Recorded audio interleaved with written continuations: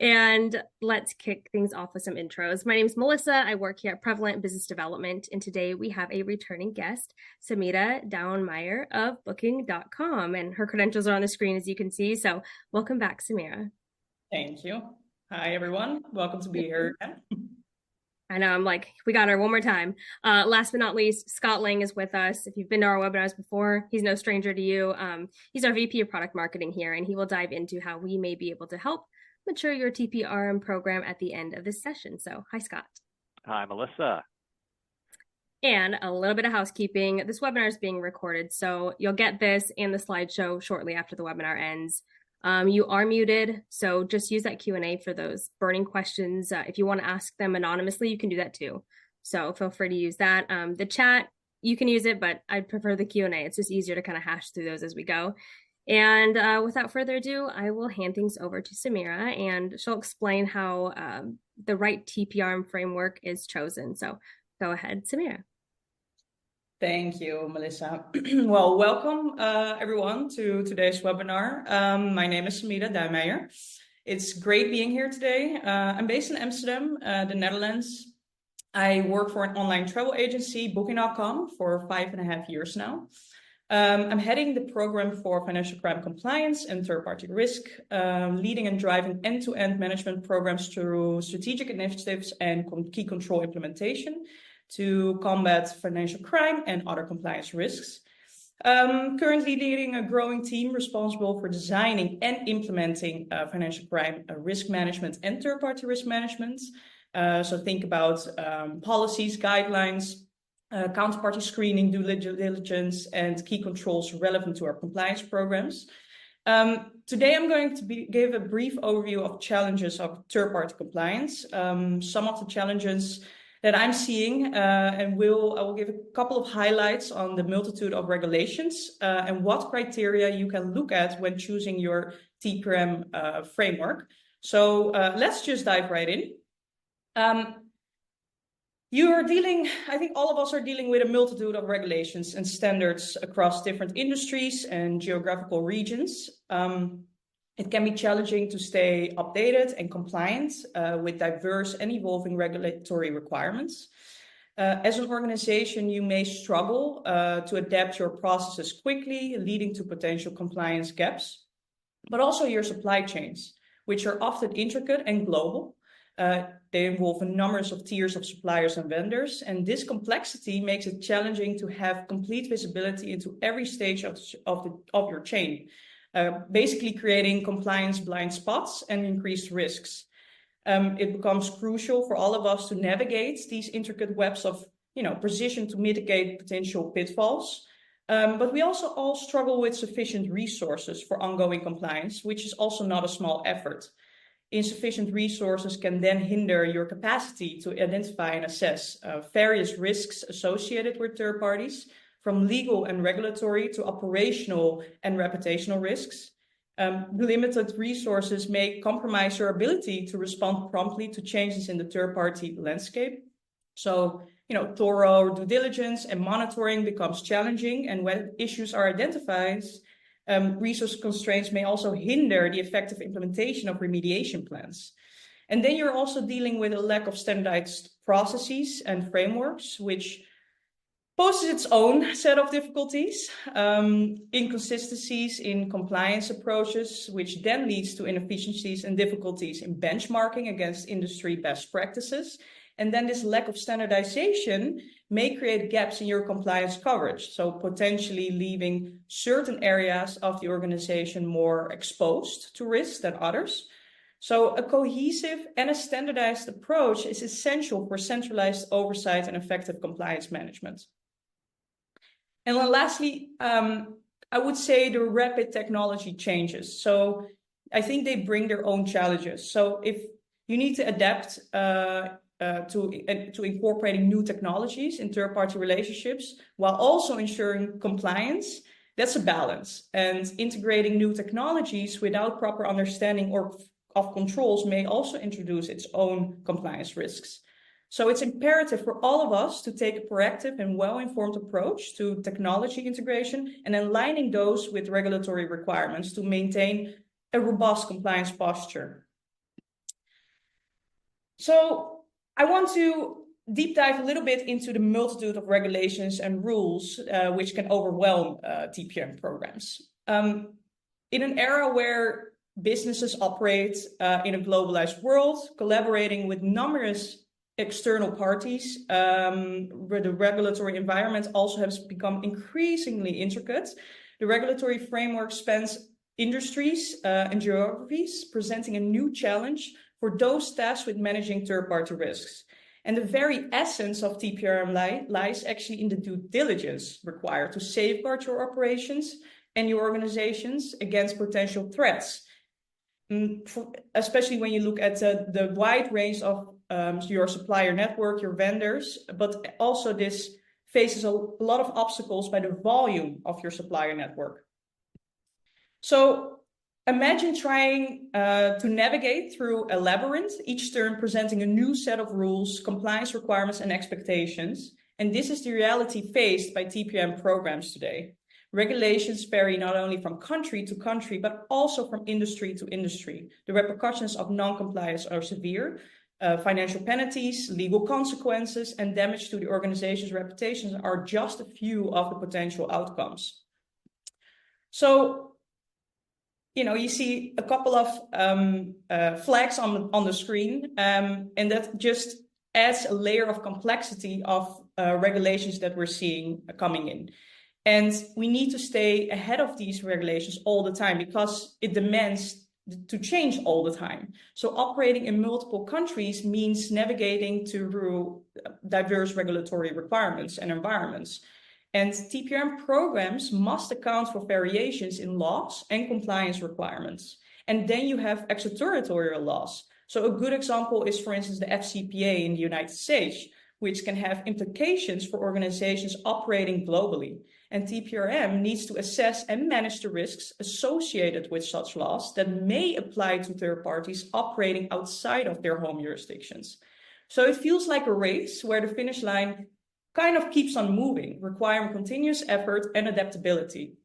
So as TPRM professionals, you must grapple with the challenge of not only understanding these regulations, but also translating them into practical and actionable steps. So as we strive to also uphold our ethical business practices, the burden of ensuring compliance with this intricate web of rules often becomes an overwhelming task. Because also when you think about cultural and ethical considerations, it also plays a pivotal role in shaping how organizations approach risk management. In a world as diverse as ours, where boundaries between nations blur, organizations must embrace the adaptability and global awareness. So the challenge lies in dealing with cultural differences that come to the forefront when managing risks associated with third parties. So these differences introduce variations in cultural practices and business ethics that demand our attention.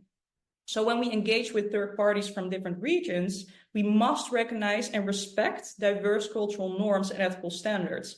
It's not merely about a matter of ticking boxes. It's about understanding how different societies operate and making sure our actions match their way of doing things. And this adaptability is crucial for effective TPRM. We're not just managing risk, we're fostering a relationship built on mutual understanding and respect. So considerations for bribery and corruption risk become even more nuanced in this context. What may be acceptable in one culture might be a red flag in another. The risk landscape clearly evolves. So our strategy to identify and to assess and mitigate also must evolve with it. But then there's also the complexity, within this complexity, there's also a possibility of resilience and innovation. And it's really through kind of the understanding and appreciation of the challenges that we can involve our TPRM programs to be not just reactive, but proactive in nature. The solution lies in strategic foresight, so embracing new technology to automate and streamline those processes and establish a robust framework that is flexible and adaptable in the face of our current ever-changing regulatory landscape. So now about compliance frameworks. I'm sure most of us know the compliance framework on the screen. You might consider this rather boring. But what this really is a framework that serves as a structured, systematic approach to compliance, offering a roadmap for organizations to align their operations with legal requirements and also industry standards. A compliance framework provides a comprehensive set of guidelines and best practices, offering a structured methodology to navigate the world, the multitude of regulations that we have in the world these days. And, this is really from data protection to financial regulations to industry-specific standards. It's really creating a unified approach to compliance management. So consider these frameworks as the North Star, guiding your organization through the regulatory galaxy, I would say. So they offer a set of principles, policies, and procedures that implement and monitor compliance activities. So by adopting these frameworks, you can create a robust foundation for your compliance initiatives, allowing for better risk management and operational resilience. So the beauty of compliance frameworks basically lies in their adaptability. They're not a one-size-fits-all solution, but rather flexible structure that can be tailored to the specific needs and characteristics of individual organizations. This adaptability empowers businesses to respond effectively to the unique challenges that we all face while maintaining compliance with overarching legal and industry standards. And more importantly, compliance frameworks provide a tangible way to demonstrate commitment to ethical business practices. So they usually offer a clear structure for accountability, for transparency, and risk mitigation. So let's explore some of the widely used TPRM compliance frameworks that can serve as an effective tool for your program. A single framework is likely insufficient in developing a comprehensive TPRM program. As a result, most businesses combine several frameworks in building a risk management program that fits in their business needs. So these frameworks on the screen basically represents a snapshot in the diverse tools that you have available and that organizations seeking to fortify in their TPRM program. So let's start with the anti-bribery management system. This framework is applicable to a wide range of companies. So regardless of their size or industry, the key focus of the ABC framework is to provide a systematic and internationally recognized approach for preventing, detecting, and responding to bribery. So what this framework really does is it outlines the legal and regulatory requirements related to anti-bribery efforts, including international standards such as the FCPA in the United States or the UK Bribery Act in the United Kingdom. It helps organizations understand and comply with these laws to mitigate legal risks associated with bribery. But this framework also encourages organizations to conduct a thorough risk assessment to identify areas of vulnerability to bribery. So this involves evaluating factors such as industry, sectors, geographical location, business practices, and relationships with third parties. So you can take a closer look at your supplier base and see whether your suppliers work with government officials on behalf of your company. And in this way, you make sure you tick off the potential bribery and corruption risk. Or think about embedding questions around the jurisdiction in which your third party operates, which could give you a good understanding of the geographic risk exposure, whether a certain jurisdiction is known to be high risk from a corruption point of view. And by understanding their specific bribery risk, organizations can then develop targeted mitigation strategies. What this framework also touches upon is the establishment of clear anti-bribery policies and procedures that define basically an acceptable behavior, roles and responsibilities, reporting mechanisms, and also consequences for non-compliance. And this comes down to the fact that, we also need to do sufficient training. These are essential components of the ABC framework. What are your responsibilities for ABC? But it also emphasizes and recognizes the due diligence when engaging with third parties. So you could conduct thorough background checks and assessment to evaluate the integrity and reputation of potential business partners before entering into agreements or transactions if you believe, based on your inherent risk assessment, that certain third parties are at higher risk for corruption and bribery. So companies who often implement these types of frameworks could be large companies with operations in multiple countries and diverse business activities, or organizations involved in government contracts and working with public entities, which may find this framework quite valuable, or healthcare organizations who can also benefit from this to address bribery risk in their operations, ensuring integrity in their business practices. And then you have the NIST cybersecurity framework, which is basically a comprehensive and widely adopted framework for managing and mitigating cybersecurity risk. While not exclusively focused on third-party risks, it provides a robust structure for evaluating and enhancing cybersecurity measures within the broader TPRM context. So this framework is particularly relevant for sectors where the impact of a cybersecurity incident could have significant consequences. So think about retailers and e-commerce businesses to handle large volumes of customer data and transactions who could benefit from using the NIST frameworks to enhance the security of their online platforms, payment systems, and customer information, or technology and telecommunication companies who can also benefit from the framework, especially considering the constant evolution of cyber threats in these industries. And then you have GDPR. Although primarily it's a European regulation, GDPR has global implications for any organization handling EU citizens' data. So GDPR compliance is also critical in third-party relationships involving the processing of personal data, ensuring that the data protection practices are consistent and robust. Technology companies, online platforms, e-commerce businesses that collect and processes personal data, especially from EU users, must comply with GDPR requirements to protect the privacy and rights of the individuals. But the essence of me describing those frameworks that are here listed out on the screen does not mean you have to pick one.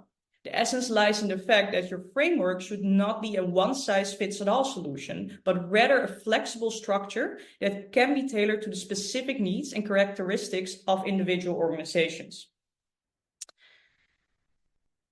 So, what could be the selection criteria? Your chosen framework should be tailored to the specific regulatory landscape and risk profiles of your industry. So consider frameworks that have gained acceptance and recognition within your sector. Each industry operates within a unique regulatory landscape. For example, financial institutions may need to comply with regulations like Basel III, or healthcare organizations may adhere to the Health Insurance Portability and Accountability Act in the United States. Choosing a framework with industry-specific guidelines ensures that your TPRM program is effective and compliant. And then geographical nuances play also a crucial role in compliance.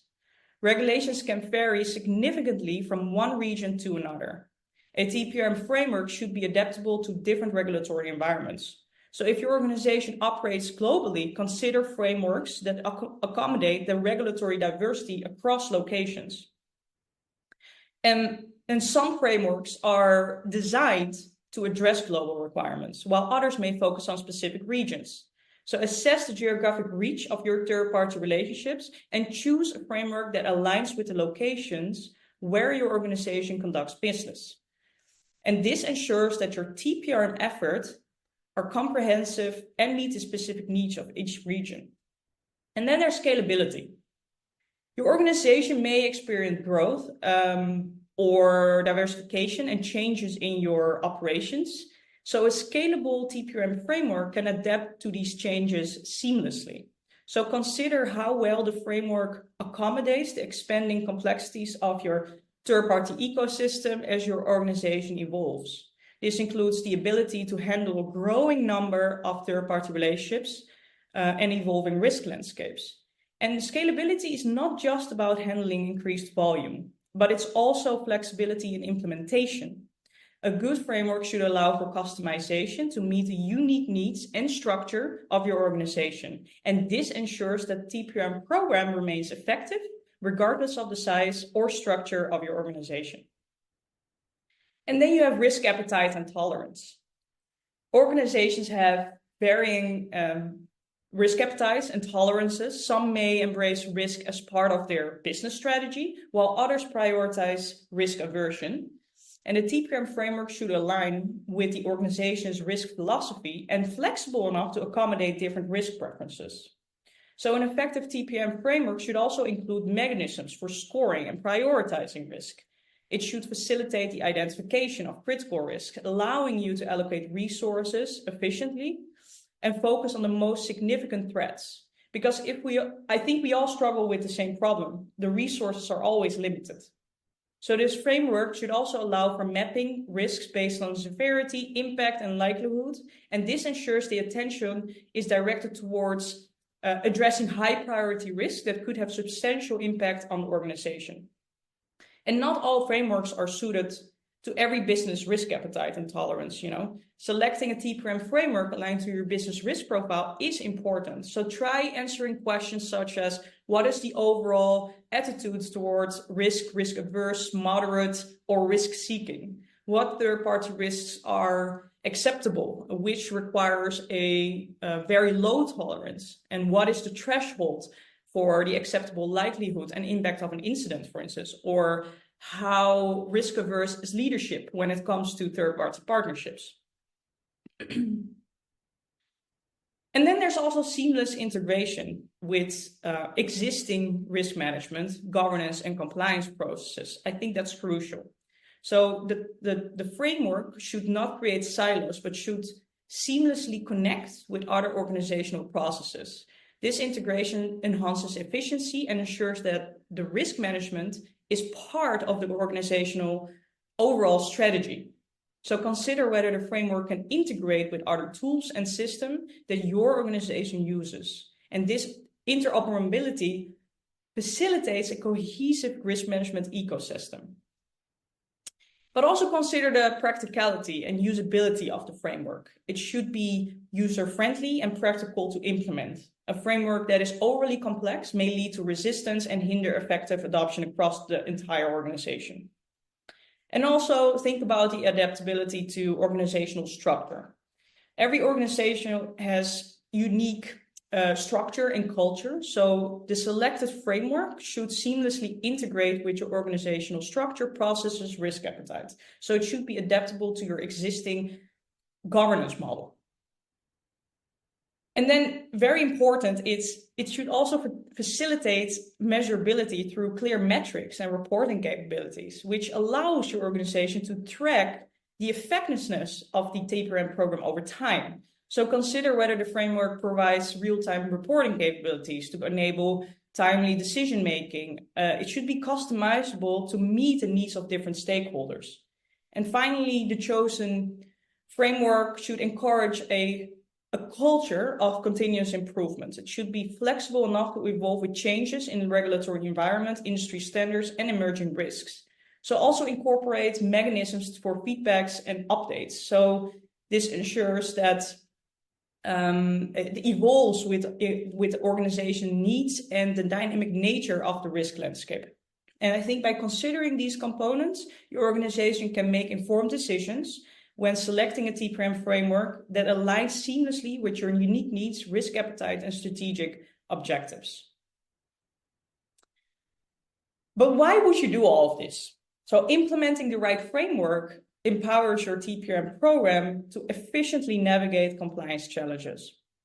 As we all navigate the compliance landscape of third-party relationships, and the adherence to the right framework emerges as a cornerstone for strengthening and enhancing the effectiveness of all of our TPRM endeavors.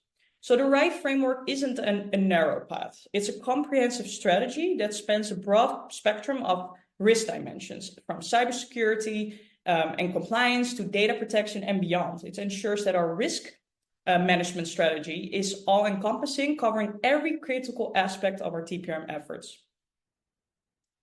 And then efficiency is the currency in the realm of risk management. So the right framework acts as an optimizer, streamlining your efforts and reducing costs associated with managing risks. It provides a structured approach that minimizes manual effort, making resources allocation more effective and ultimately more cost efficient. And then in the ever watchful eyes of audits, the right framework serves as your shield. See it that way. So it maintains meticulous documentation and concrete evidence of your adherence to the TPRM framework. So when auditors come knocking, you want to be ready, armed with the assurance that your TPRM program aligns seamlessly with established standards. And then the dynamic nature, and I touched upon that already, is, it needs to have an adaptable approach. So the right frameworks provide you a foundation that can evolve alongside emerging risks, regulatory change, advancement in technology. So this adaptability ensures that your TPRM program also remain relevant and resilient in the face of evolving challenges. And then your reputation, which is a precious asset. And the right framework becomes your guardian in this regard, because by promoting ethical conduct and responsible business practices among your third parties, it enhances your ability to manage reputational risks effectively. It's not just about compliance, it's about fostering a reputation grounded in integrity.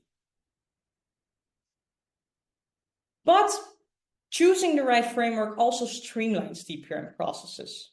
Frameworks provide a structured roadmap, offering clear guidance on steps involved in the TPRM processes. And this structural foundation eliminates ambiguity and ensures that practitioners navigate the complexities with a systematic and purposeful approach. And by establishing a standardized approach to risk identification, frameworks ensure consistency across the entire TPRM lifecycle, whether assessing potential third-party partnerships or monitoring existing relationships. A well-defined framework promotes uniformity and reliability in risk identification processes. And that will then offer clear guidelines for due diligence, ensuring that the evaluation of potential and existing third-party partners or suppliers is thorough and aligned with industry standards. And this systematic approach also helps in identifying and selecting partners with a low risk profile, which perhaps you decide not to perform a risk assessment or due diligence on. But those frameworks also serve as a common language for communication among internal stakeholders. So, and not only your internal stakeholders, but also third-party partners and regulatory bodies. This clarity ensures that information flows smoothly, reducing the likelihood of misunderstandings and also delays in decision-making processes. And in case of identified risks, frameworks also should offer a structured guidance on response and mitigation strategies. So this clarity empowers organizations to act swiftly and decisively, reducing the time between risk identification and the implementation of mitigating measures.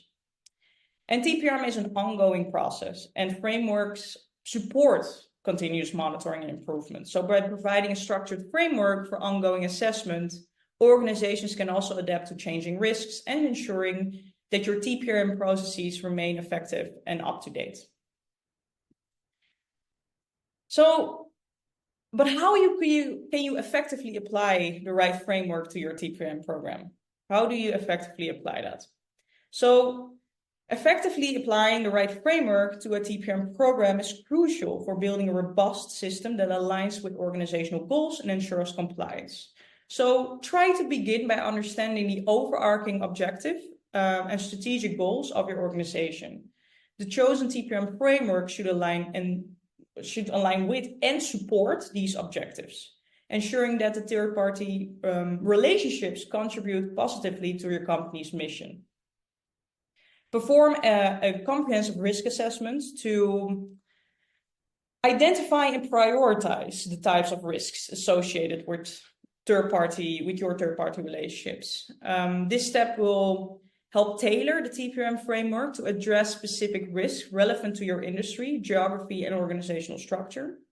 And then also research and evaluate existing TPRM frameworks. So consider industry-specific frameworks, international standards, and best practices. Select frameworks that align with your organizational needs, regulatory requirements, and risk tolerance. But then also tailor the selected framework to fit the unique characteristics of your organization. So customize policies, whether existing or non-existing, procedures and controls to align with your industry, size, and nature of your third-party relationships. The framework should be flexible enough to accommodate changes in the business environment, but also ensure seamless integration with existing risk management, governance, and compliance processes. The framework should not create silos, but should complement and enhance the overall risk management structure of your organization, and define the clear roles and responsibilities for individuals involved in the TPRM program. So it's very critical that you establish accountability for compliance and risk management, both within your organization and among your third-party suppliers. Training and awareness. You need to conduct training sessions to ensure that employees and stakeholders understand the TPRM framework, their roles, the importance of compliance, build awareness about the risks associated with third parties, and the measures in place to mitigate them. And also leverage technology solution to streamline TPRM processes. So implement tools that assist in risk assessments, due diligence, monitoring, and reporting.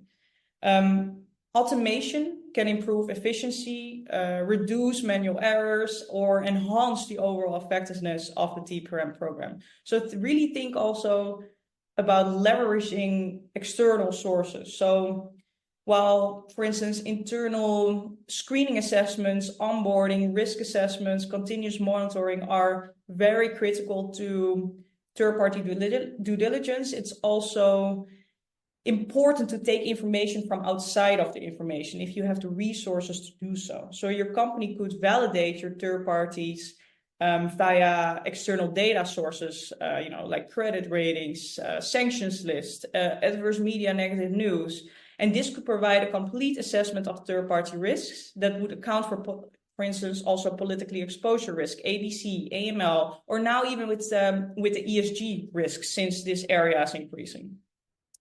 But while this can be done manually, it's also sometimes burdensome, even if conducted for just a small set of critical third parties. So also technology can definitely be used to automate this activity and provide relevant intelligence quickly. TPRM is not a one-time activity. It requires continuous monitoring and improvements. So regularly review and update the TPRM framework to reflect changes in the risk landscape, regulatory environment, and business strategies. So ensure that the framework remains relevant and effective over time. And very important, foster a culture of continuous improvement within the TPRM program. So encourage feedback from stakeholders, conduct periodic evaluations, and use the insights gates to refine and enhance the framework. Embrace a proactive approach to evolving risk and compliance requirements. And also, monitor performance. You are what you measure. Measuring both operational metrics and risk portfolio statistics enable TPRM to evaluate a strategic business partner, measure against your organization's risk appetite, which is very important. So develop robust reporting mechanisms to communicate TPRM performance to key stakeholders, including the executives and the board. Clearly articulate the effectiveness of the framework in managing third-party risk and maintaining compliance, but also the performance of third parties against the established framework. Have systems that accurately capture and report the data to critical, to define kind of the baselines and establish targets and measure results.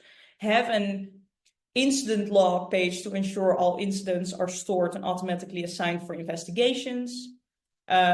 Monthly or quarterly KPIs that would report on potential vendors, onboarding from high-risk countries or vendors that are flagged for an enhanced due diligence in the ongoing monitoring processes of your program. And in this way, your senior management can get a good grasp on the risks, type of third parties, and also know where to put its resources to.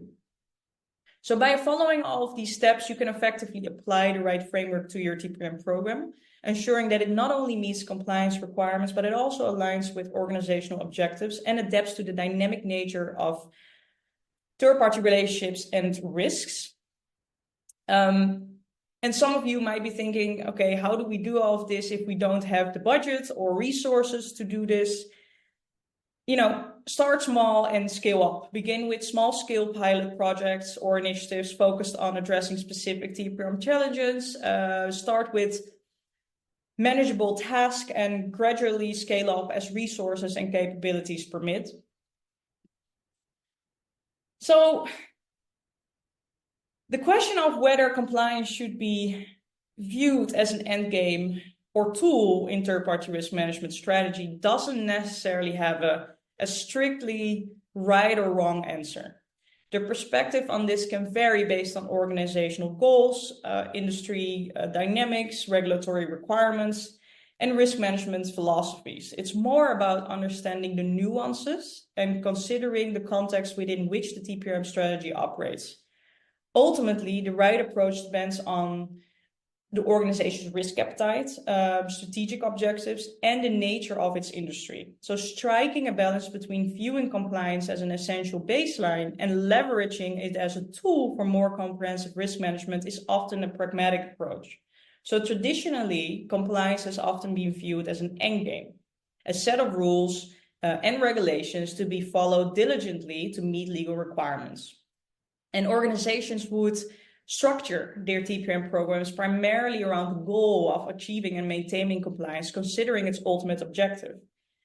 I mean, one of the main benefits of adopting compliance as an endgame is therefore assurance it provides in meeting legal and regulatory requirements. By making compliance the ultimate goal, organizations establish a robust framework that ensures adherence to laws and regulations governing their industry and geographic operations. And meeting and exceeding compliance standards foster a positive reputation and trust. So stakeholders, including your customers, regulatory bodies, investors, they gain confidence in your organization's commitment to ethical business practices and regulatory adherence. And this trust becomes a valuable asset in today's competitive business landscape.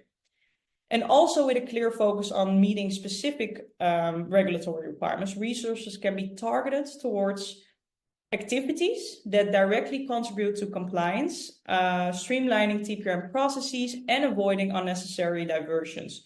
So generally, a compliance-centric TPRM strategy contributes to organizational stability by ensuring that the TPRM relationships align with legal expectations. So organizations reduce the likelihood of legal disputes, financial penalties, and reputational damage. And this stability creates a secure foundation for sustained business operations.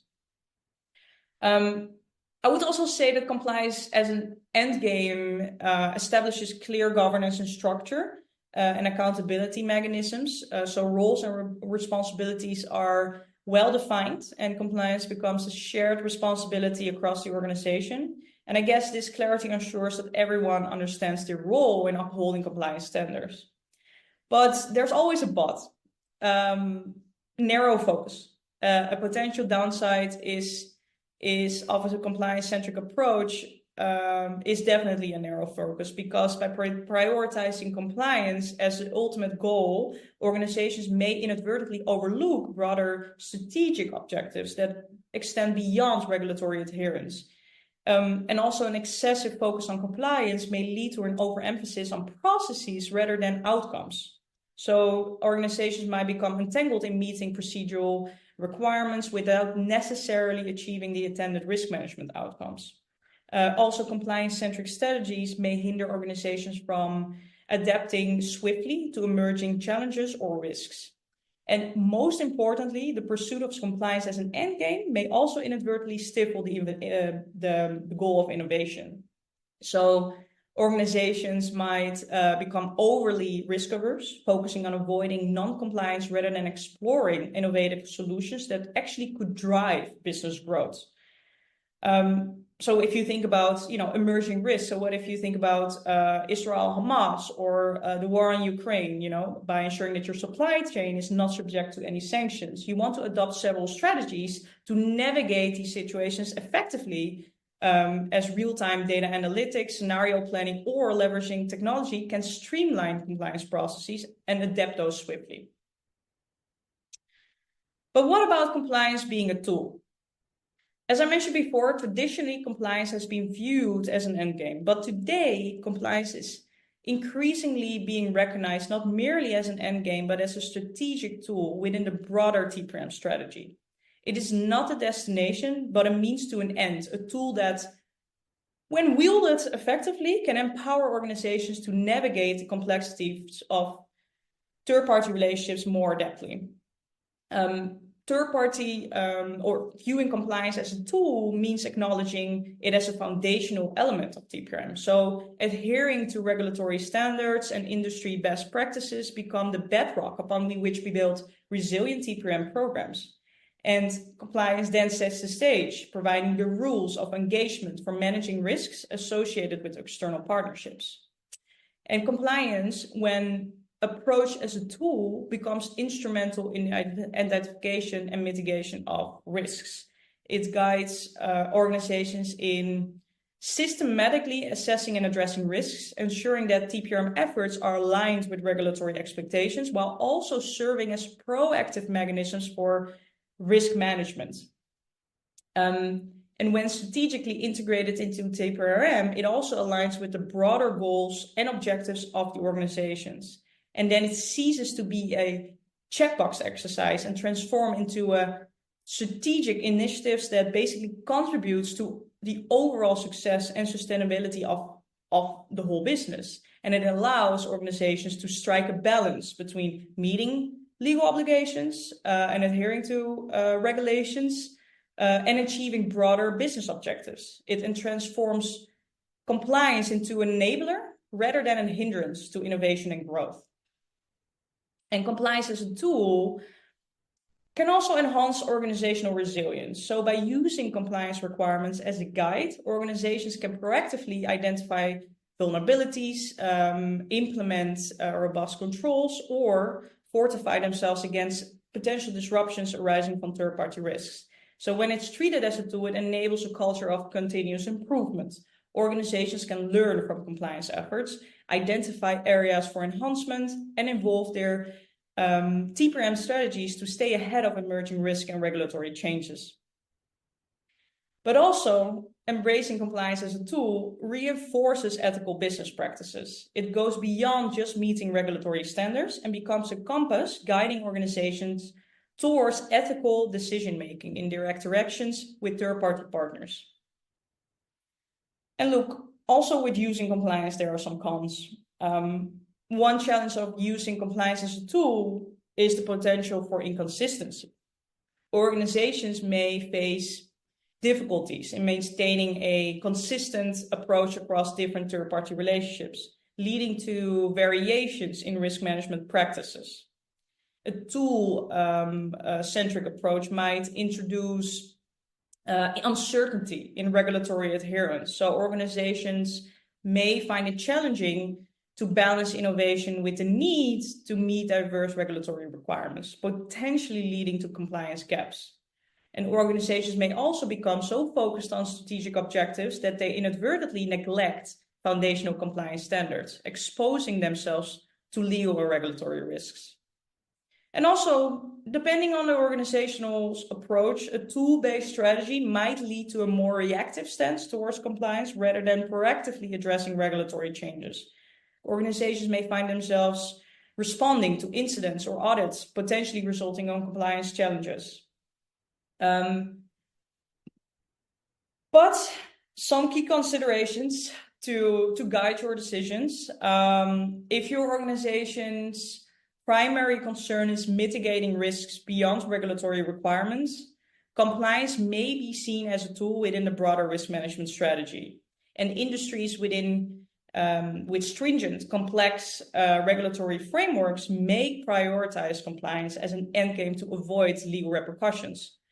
But you can also think about understanding the expectation of stakeholders, including regulators, customers, investors, which can influence, your stance on compliance and how you should use that. And if the risk landscape is evolving, an adaptive approach that considers compliance as tools for managing risk, that also may be more suitable. So there isn't really a universally right or wrong answer. Rather, the choice depends on the specific circumstances, priorities, and goals of the organization. I think both perspectives have merits, and organizations often find themselves, find some success by integrating compliance into a broader risk management framework that aligns with strategic objectives. We are almost coming to the end of this webinar. A couple of key takeaways for you. The journey through, the complex third-party compliance landscape is a critical dimension of effective TPRM. The challenge lies in the intricate web of rules and regulations spanning across industries and geographies. Choosing the right framework becomes a strategic decision, considering industry relevance, geographic coverage, and adaptability. And the implementation of the right framework is not just a solution. You should see it as an empowerment for TPRM programs, enabling efficient navigation through compliance challenges and fortifying the overall posture. So as we all need to navigate through this complex journey, I think the right framework, think of the right framework not just as a tool, but as a key partner, helping you to build a strong and effective TPRM program. I'm now handing over to Scott, who will talk a little bit more about prevalence. Awesome. Thank you so much, Samira. Everybody, as I start to share my screen here, I just wanted to take a few moments and just kind of share what Prevalent can do to help, simplify the process of assessing and monitoring your third parties for compliance or for other reasons as well. One of the great takeaways that I took from Samira's presentation today was, the increasing level of complexity in understanding what regulations are out there, what applies to you, and then ultimately, what do you do about it?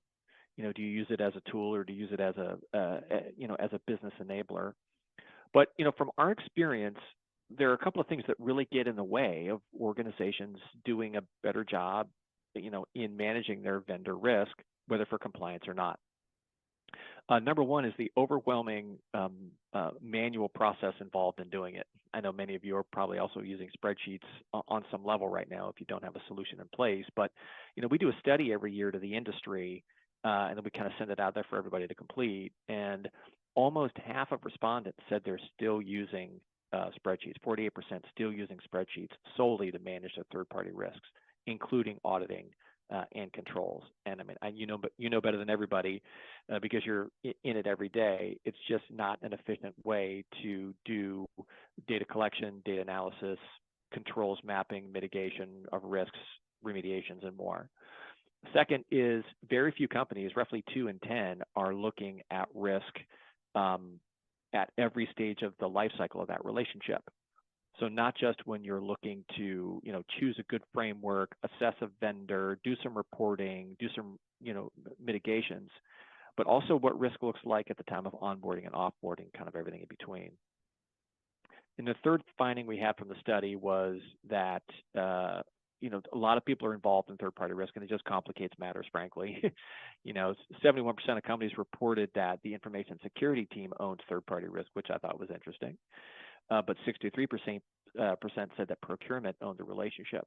Many of you are in corporate compliance or data privacy or legal or risk management or other parts of the business. And, if everybody's hands on the plow, that plow's not going to go straight.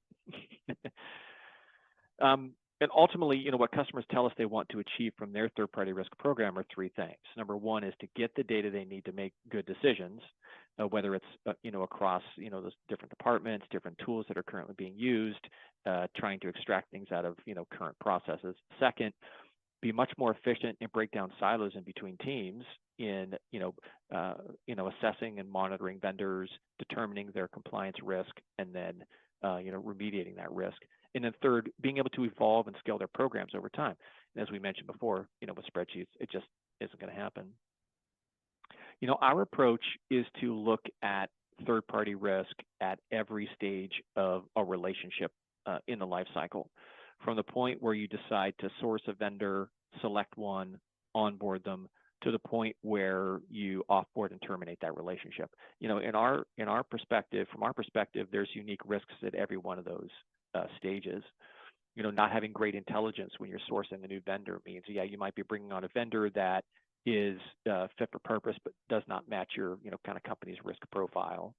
As you're onboarding a vendor, if you don't have good, tight integration processes between contracting and, risk assessment or security, or the team's kind of managing the assessment, what ends up happening is you don't close the loop on the good metrics to include in the contract and how to extract those for continuous performance to track alongside the risks of the life cycle.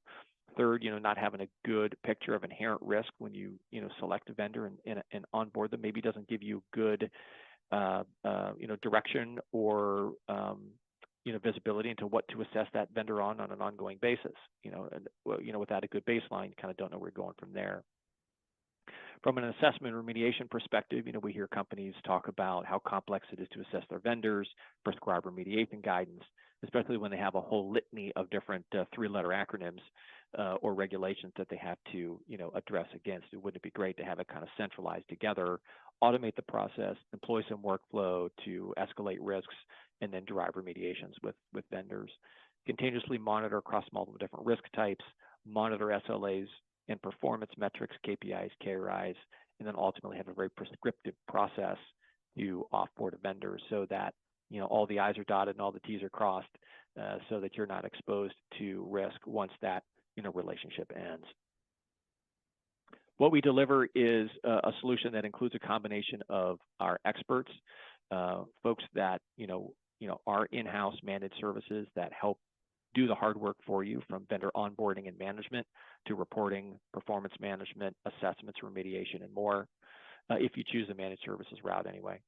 A platform that includes an incredible amount of risk intelligence sources and data on hundreds of thousands of companies from thousands of sources that help you get good insight into where those risks are coming from and what to do about them. And then ultimately you pump it all into the platform with all the workflow, the task management, the reporting, the compliance mapping, and more to help you kind of understand where the risks are, against what framework, and what to do to remediate those risks over time.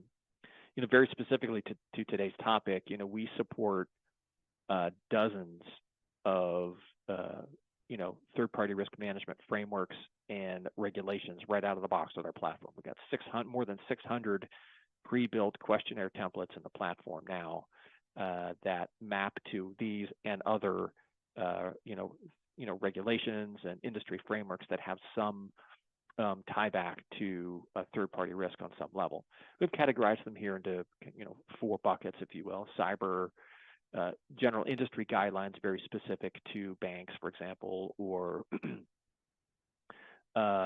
critical infrastructure, ESG-related regulations, and then data privacy regulations as well. Again, this is just as a sample, just to kind of demonstrate that our platform includes a rich set of assessment templates to help you, assess the compliance, assess against compliance requirements.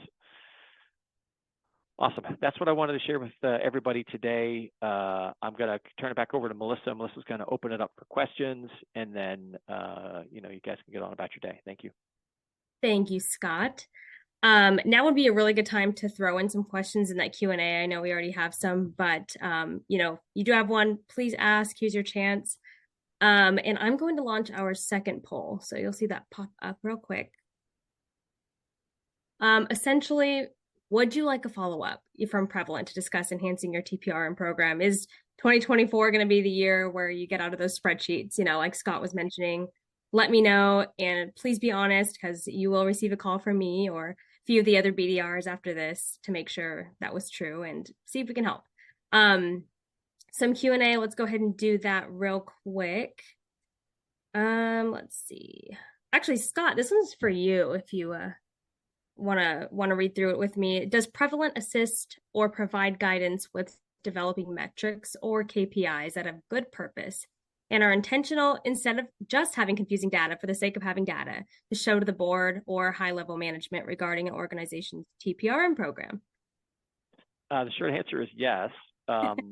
We we have a KPI and KRI scorecard that summarizes 25 of the most important key performance indicators and key risk indicators that you can use to communicate to the board. What we can do is include a link to that in our follow-up communications tomorrow with the recording of this presentation. I don't want to belabor everybody with that right now, but there's threat metrics, there's compliance metrics, there's vendor performance metrics, coverage metrics, and then several key categories to kind of look at in that regard. But the short answer to your question is yes, we've got that capability to help you prescribe that and then best practices. And not that it matters, but it is really easy to digest. I was in it yesterday, so there you go. We do have 2 more questions coming up. So let's see. Teddy is asking, with so many still using spreadsheets, what do you think is the biggest reason companies stay with that instead of modernizing? It's just easy and free. Yeah. And it's people. And if you've got a good team around you, a good diligent team that does the best they can do to assess vendors on some level according to the basic business requirements, it's hard to get funding for projects these days. Third-party risk, new routers, firewalls, whatever. It's hard to get money for projects. So, sometimes companies just kind of rest on that and think that, maybe I can't get a project approved. But, there are business case documents out there, there are financial business cases that help you prescribe what you can accomplish with a good program, an automated program, and ditching spreadsheets. Thank you, Scott. We've got one more question. So, Samira, I think this one's more geared towards you. What are some best practices around performing due diligence on third-party vendors, or what should we consider when performing due diligence on vendors? Well, I think most importantly, not all third parties do present equal risk. So they should also not consume equal risk assessment capacity. So think about developing criteria to help you categorize third parties into, high, medium, and low buckets that will help you better allocate your limited resources while they have the most impact. And then if you understand the universe of your third-party relationships, then you can better determine which third party should be considered in scope and therefore subject to a risk-based due diligence exercise. So not all vendors are subject to the same level of scrutiny and are subject to a due diligence exercise. You might care less about a catering company or a vendor that provides office supplies, right? But the key to effective vendor risk management is knowing which vendors pose the most compliance, regulatory, reputational risks. So I would say, define due diligence criteria, consider the nature of your vendor relationship, the level of risk involved, regulatory obligations, but also conduct your risk assessment then, and then take factors into account such as the nature of services provided, geographical location, access to sensitive data or systems, and then prioritize due diligence efforts based on the level of risk posed by each vendor. I hope this answers the question. I think so. We do have about a minute left, so I wanted to say thank you, Samira, and of course, Scott, for coming on today's webinar. Thanks everyone for your questions. We do have a webinar next week. I put it in the chat so you'll see it, and I think you mentioned it during your webinar talking about not just a checkbox exercise. So feel free to click on that if it's of interest to you. Any further questions, you see our email on the site, info@prevalent.net, or you can hit the little chat icon on our website if that's easier for you. But that is it for me. I hope you guys have a great rest of your day, and we'll see you maybe next week. Take care. Bye, guys. Thanks, everyone. Bye.